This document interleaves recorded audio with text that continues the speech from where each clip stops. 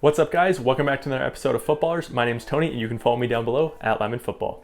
So I'm sorry if this video has a bit of echo to it. I'm currently moving, so there's stuff everywhere right now. Even my helmet's not face masks on them, and you can see my background's kind of been taken down. But that's not the point of this video. The point of this video is going to be to talk about all the different helmets available on the market to consumers right now that you guys can pick up, talking about their safety, their ranking, their price, their weight, everything that you need to know if you are looking at buying a new helmet this year.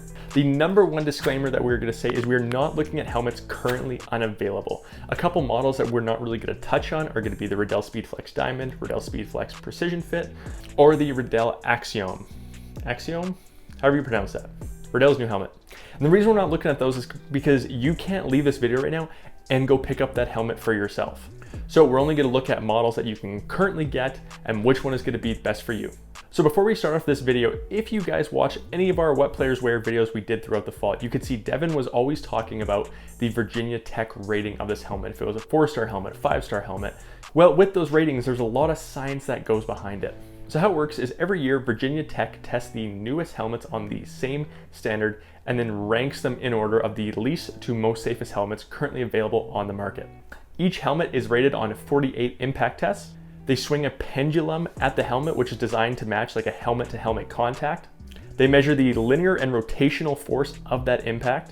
And they also hit it from a bunch of different directions in the helmet, the side, the front, the back, and that's how they assess the concussion risk.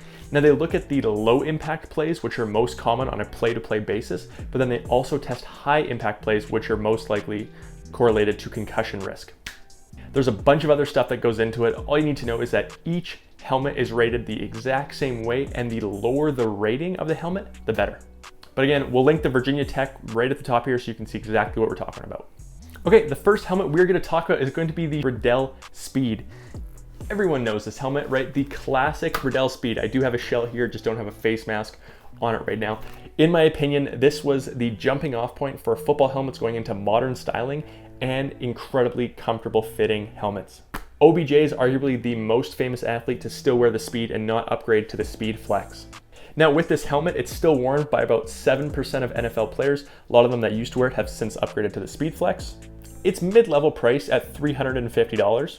A lot of the reasons some guys still choose to wear it is going to be the weight. This one is one of the lightest on the list at 3.7 pounds. But as it is an older model of helmet, it doesn't really score that well. It scores a 6.67 and is ranked the 20th safest helmet on the Virigna Tech list. Now, as far as face mask options go, this has tons of options, right? Everyone has made different face masks for this. There's been 3 or 4 different material types at this point, tons of custom designers that make face masks for this. I have a bunch of those too. So this is going to be a really good option to get, tons of customization. Now, what's unique about it is just going to be its sleek design. It's classic. A lot of people still choose to wear it. The padding on the inside here is super comfortable, but the biggest drawback is going to be that a lot of the safety features are out of date. All right, next one we're looking at is the Schutt Vengeance Pro LTD. Now, when this helmet burst on the scene, a lot of guys were switching over. It's because it has that really cool, unique, jagged mohawk design on the top. The snap swivel thing where your face mask clips into is really cool because it doesn't utilize any clips. But since then, only 1% of NFL athletes are actually wearing that, and that number 1 is going to be Alvin Kamara. It's really the only big name guy that's still wearing this helmet. It is reasonably priced at $300. And it's also one of the lighter options at 3.8 pounds. Now, it did score a 5.24 and is ranked 15. Now, one of the nice things about the Schutt platform is a lot of the Schutt face masks work across the board. You could take a old Schutt Air XP face mask and you can put it on a Vengeance, as long as the bars just aren't in the way of that snap swivel technology. Now, although that snap swivel, type of thing is really cool that you can just hook in a face mask, its biggest drawback is it doesn't fit a lot of visors. Any shock visors, any visors that have a middle tab on it, like a Nike visor, they're not going to work in that helmet unless you switch it back to the traditional Schutt T-bolt system. All right, the next one we're going to talk about is going to be the Riddell Speedflex. This is by far the most common helmet currently in the NFL.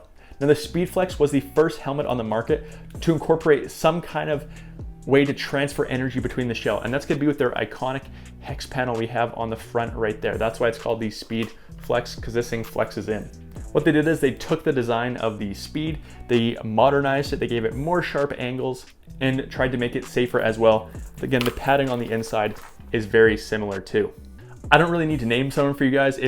Chances are, if you name a player off the top of your head, they're probably going to be wearing this helmet.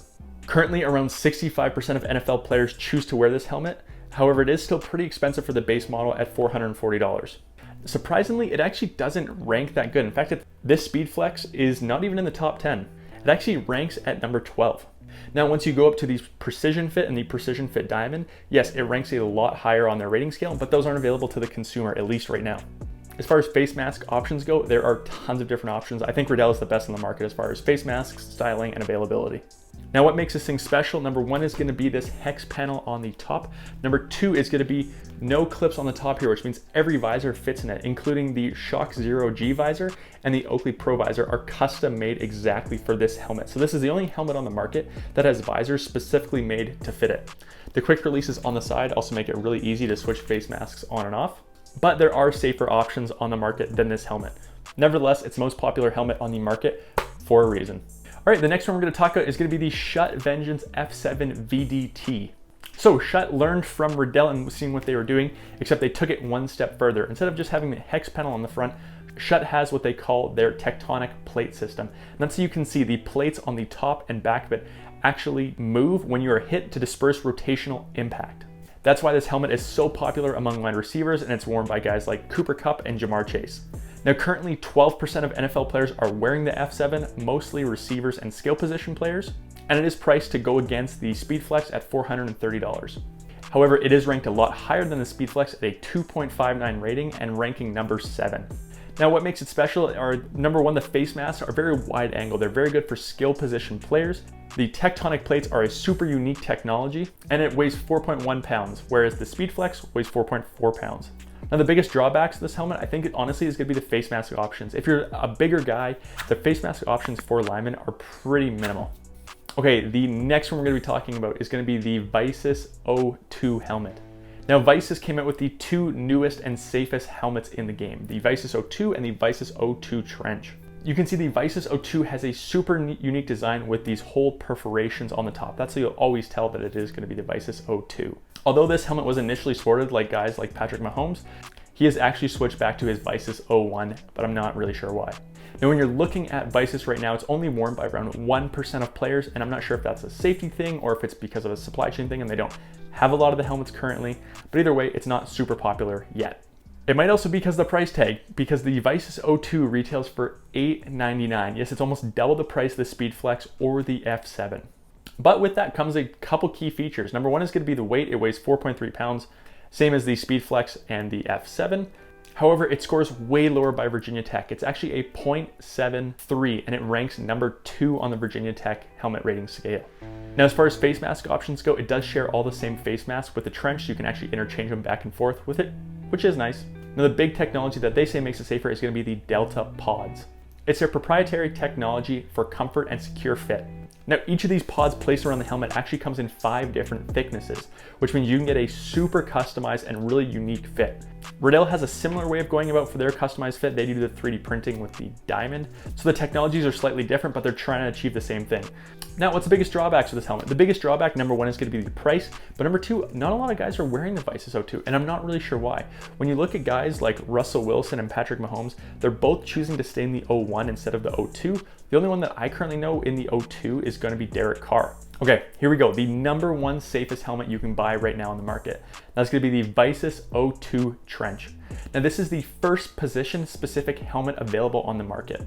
What they did is they took the Vicis O2 and then they added this deformable bumper to the front of the helmet. And the way they describe it is like a car. So when you look at a car, if the car gets in a front end collision, the bumper is made to kind of push in and out of it and disperse some of that impact. This works in the exact same way. This front bumper is made to target high impact, low velocity plays of linemen colliding. Now, me having a lineman page, I'm always asking people, do you like the Trench? Do you like the Trench? Everyone says no. Everyone says it's way too big, it's way too bulky, and it does weigh a lot at 4.7 pounds. But a lot of people just don't like the way it looks. In fact, the only people that have really been going to it are people that I think that need it, like Alex Mack, and he convinced Nick Bosa after his last concussion to switch over to it. It's also the most expensive consumer available helmet on the market currently at $999. But with that comes the lowest Virginia Tech rating at 0.52 and taking home the number one ranked helmet as far as safety goes. I also really love the face mask options. I think they're really unique and really edgy. However, like everyone says, it looks weird. Definitely looks a little weird. Okay, so here's gonna be my final thoughts about which helmet you should buy. If I were you, I would be going with the Riddell Speedflex or the Schutt F7. Now, although Vicis is the safest helmet in the game, it's also the most expensive, and it makes it really hard for people to try it out for themselves. The other thing I worry about is because they did go bankrupt once and then were bought, I'm not really sure about their supply chain and how long they'll honestly be around as far as like customer support, upgrading, reconditioning, any defective parts of it. So I wouldn't really trust Vicis at this point as an individual consumer, just because they need more time in the market to, number one, get their prices down to compete with Riddell and Schutt, and also shore up their supply chains, their customer support, and establish themselves in the helmet market.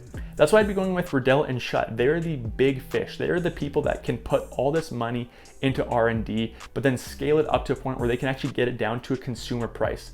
If a company like Vicis was trying to recreate, the Schutt F7, it would again still be at that $1,000 mark because they don't have the economies of scale like these other big companies have. So I think it's safer to stick with the big companies right now, because even as they innovate new technologies to compete with Vicis, they'll be able to do it at a lower price point.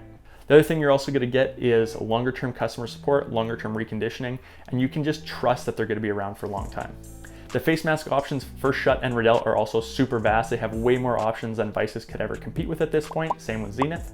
And most of the models we talked about can fit with either a Nike, Under Armour shock, Oakley visor. They almost all work across the board except the Schutt Vengeance Pro LTD. So they have really good options for visors too.